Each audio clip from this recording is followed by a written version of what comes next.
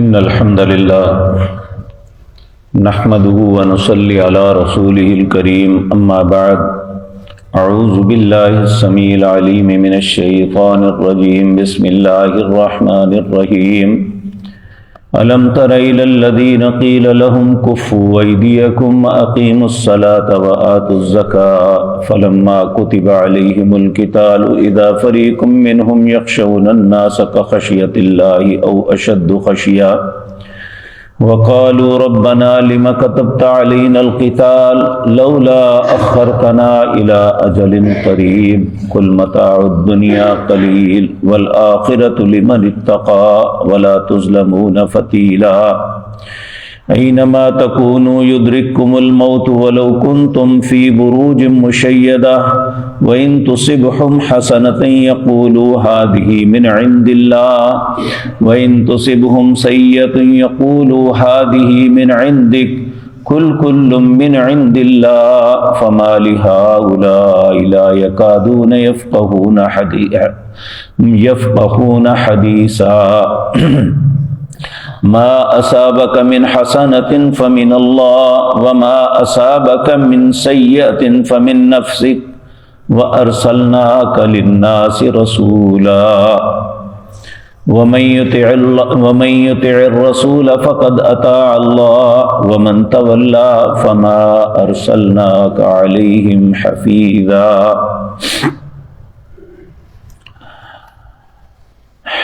حضرات محترم، یہ ایک فطرتی بات ہے، ہر انسان مستقل مزاج نہیں ہوتا. بعض لوگ جلد باز ہوتے ہیں، زبان سے دعویٰ تو کر لیتے ہیں لیکن جب عمل کا وقت آتا ہے تو پھر وہ سب سے پہلے پیچھے ہٹتے ہیں. نبی کریم صلی اللہ علیہ وسلم کی مکی زندگی کے اندر اہل مکہ نے آپ کو بہت تکلیفیں دی. ان میں بعض جذباتی نوجوان ایسے بھی تھے جو کہتے تھے کہ بس ہمیں حکم ملے ہم جو ہے نا ان کے منہ توڑ دیں گے، ہم ان کے ساتھ لڑیں گے، اپنے ظلم کا بدلہ لیں گے. لیکن اللہ رب العزت دلوں کے حالات کو بھی جانتا ہے، لوگوں کے معاملات کو بھی جانتا ہے. اور ایک فطرتی بات ہے کہ ایک وہ شخص جس کی عرصہ دراز سے تربیت کی گئی ہو اور ایک وہ شخص جو نیا نیا مسلمان ہوا ہے، ابھی اسلام کے احکامات کا بھی پوری طرح اسے علم نہیں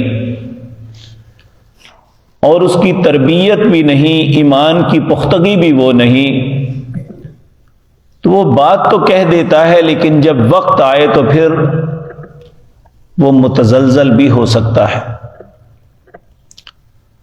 تو اس وقت جب لوگوں نے یہ بات کہی کہ ہمیں کیوں نہیں اجازت دی جاتی لڑنے کی، تو اللہ رب العزت فرماتے ہیں الم ترا، کیا نہیں دیکھا آپ نے ان لوگوں کی طرح قیل لہم، جب کہا گیا ان کے لیے کفو ایدیکم، اپنے ہاتھوں کو روک کے رکھو. ابھی تمہاری تربیت ہے، ابھی وہ وقت نہیں آیا کہ تمہیں لڑنے کا حکم دیا جائے. اب کیا کرو، وَأَقِيمُوا الصَّلَاةَ وَآتُوا الزَّكَاةَ، نماز کو قائم کرو اور زکوٰۃ دو اگر اللہ نے مال دیا ہے.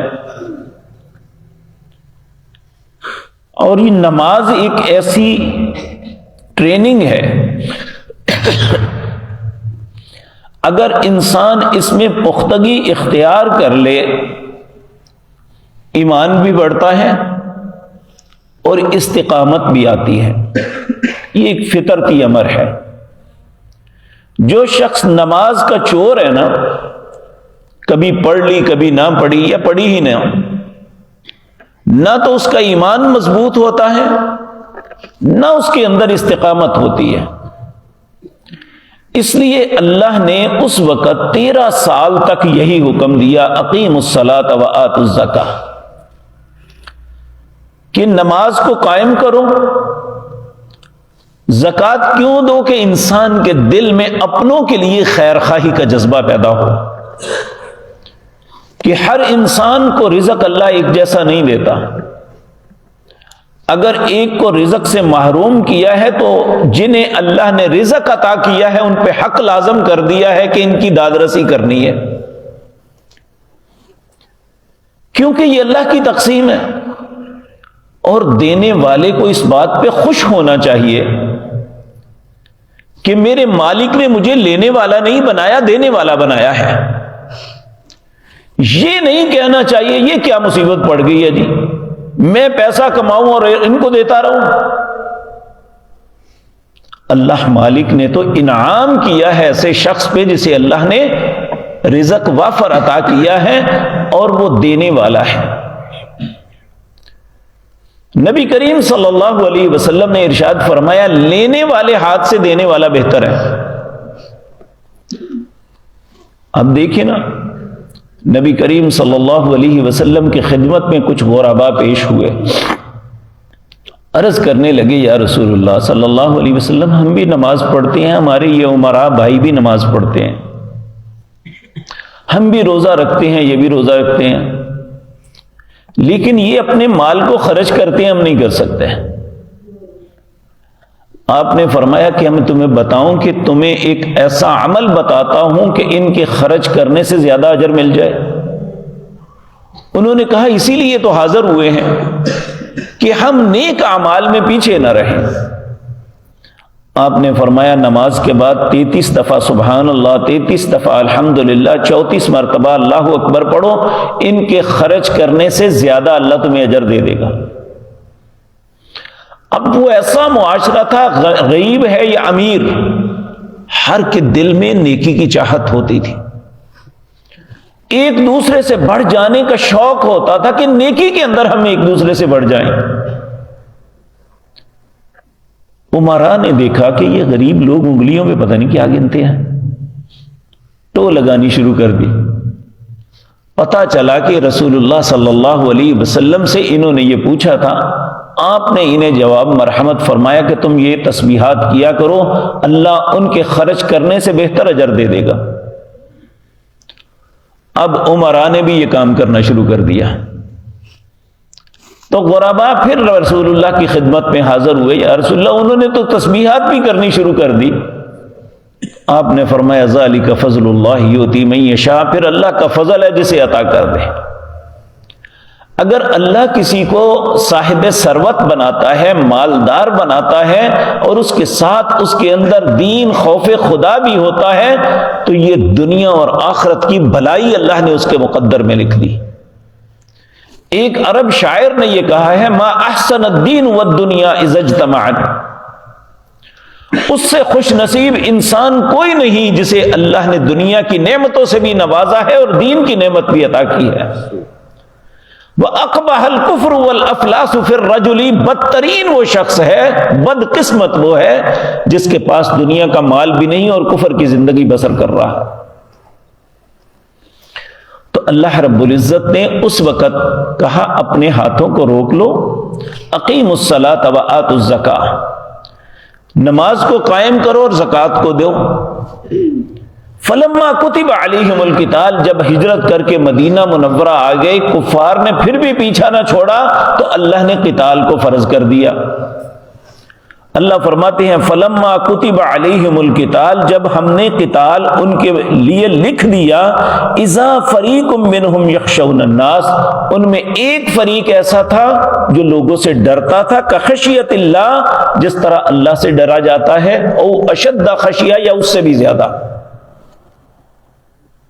وقالوا، اور کہنے لگے، ربنا لما كتبت علينا القتال، اے اللہ ہمارے لیے قتال کیوں لکھ دیا ہے؟ لولا اخرتنا الى اجل قریب، ہمیں تھوڑی سی مہلت کیوں نہیں دیے گی، ہم زندگی جی لیں. تو اللہ رب العزت نے جواب میں فرمایا قل متاع الدنیا قلیل، یہ دنیا بہت تھوڑا توشہ ہے، والآخرۃ خیر لمن اتقى، آخرت بہت بہتر ہے اس شخص کے لیے جو تقوی اختیار کرتا ہے. ولا تظلمون فتیلا، اللہ ایک دھاگے کے برابر بھی تم پہ ظلم نہیں کرے گا. پھر اللہ رب العزت فرما رہے ہیں اینما تکونوا یدرککم الموت، موت سے ڈرتے ہو؟ جہاں بھی تم ہو، اینما تکونوا یدرککم الموت، موت تمہیں پالے گی۔ ولو کنتم فی بروج مشیدہ، چاہے چونا گچ قلعے بنا لو، مضبوط قلعوں کے اندر بھی بند ہو جاؤ تو موت وہاں بھی پہنچ جائے گی۔ حضرت خالد بن ولید رضی اللہ تعالی عنہ یہ جب فوت ہونے لگے تو تبھی موت فوت ہوئے، تو کہنے لگے موت سے ڈرنے والوں کے لیے مجھے ایک پیغام ہے۔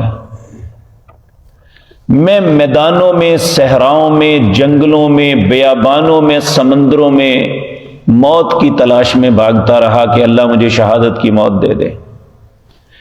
میرے دو جوڑوں، جسم کے دو جوڑوں کے درمیان کوئی ایسی جگہ نہیں جہاں تیر، تلوار، چاقو کا زخم نہ ہو۔ پورا جسم، ہر جسم کے ہر حصے میں زخم لگا ہے مجھے، لیکن آج چارپائی پہ فوت ہو رہا ہوں۔ تو یہ بات یاد رکھیں کہ موت، چاہے انسان انتہائی مضبوط قلعوں کے اندر بھی زندگی گزارے، موت نے وہاں بھی آ جانا ہے۔ اس صدی کے اندر ہمارے پاس بہت بڑی ایک مثال ہے۔ امریکہ کا ایک سٹار تھا، یہ گانے والا ہے، وہ کالا تھا۔ اس نے کہا کہ میں 3 کام کرنے ہیں۔ ایک تو یہ کہ اپنے چہرے کو بدل لینا ہے۔ اس نے اپنا موٹا ناک بھی باریک کروا لیا، چہرے پہ سرجریاں کروا کروا کے وہ گورا بن گیا، نقوش کو تیکھا کر لیا۔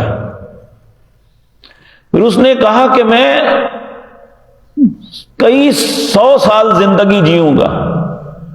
اس نے اپنے لیے ڈاکٹر رکھ لیے جو اس کے لیے خوراک کا تعین کرتے تھے، اور اس نے کہا میں مروں گا نہیں، میں اتنی مدت تک دنیا میں رہوں گا۔ لیکن عین جوانی کے اندر اللہ نے اسے اٹھا لیا۔ غالباً اس کا نام مائیکل جیکسن تھا۔ تو اللہ نے جو موت کا وقت لکھا ہوا ہے اسے کوئی نہیں ٹال سکتا، ساری دنیا کے ڈاکٹر بھی مل جائیں۔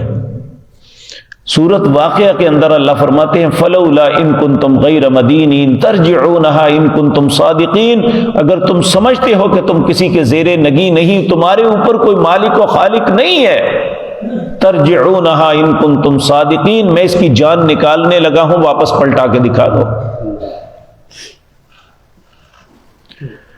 تو اللہ رب العزت فرماتے ہیں، یہ اب ان منافقین کی بات ہو رہی ہے جو مدینہ منورہ میں تھے۔ کہا ان تصبہم حسنۃ یقولوا هذه من عند اللہ، اگر کوئی مسلمانوں کو فتح، نصرت اور بھلائی ملتی، مال غنیمت ملتا، کہتے یہ اللہ کی طرف سے ہے۔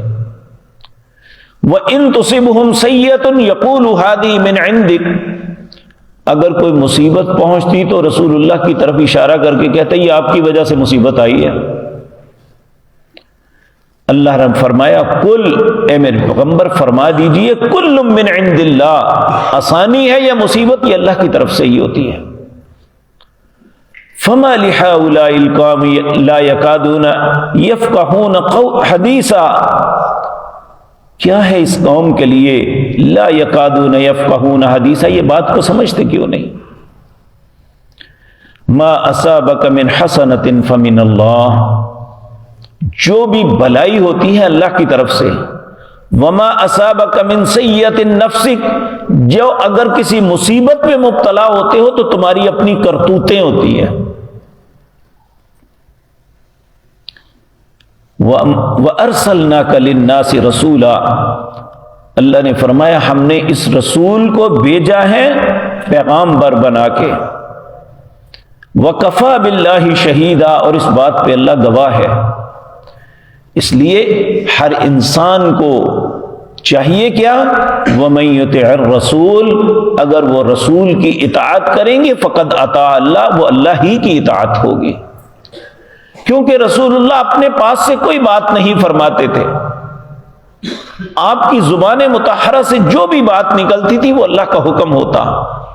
کہا ما ينطق عن الهوى ان هو الا وحی یوحى، آپ کی زبان سے جو بھی کلمات نکلتے ہیں وہ اللہ کی طرف سے ہوتے ہیں. ومن تولى فما ارسلناك عليهم حفيظا، اللہ کہتے ہیں جو شخص اس سے روگردانی کرے یعنی آپ کی اطاعت کو تسلیم نہیں کرتا تو اللہ نے آپ کو نگران بنا کے نہیں بھیجا، آپ کا کام صرف بتا دینا ہے، باقی میرا معاملہ ہے، میں خود نپٹ لوں گا. تو اس لیے ہم میں سے بھی ہر انسان کو یہ بات یاد رکھ لینی چاہیے، اگر اللہ کے رسول کی اطاعت کریں گے تو اللہ کی اطاعت ہے، اگر اس سے روگردانی کریں گے تو پھر اللہ کے ساتھ دشمنی ہے.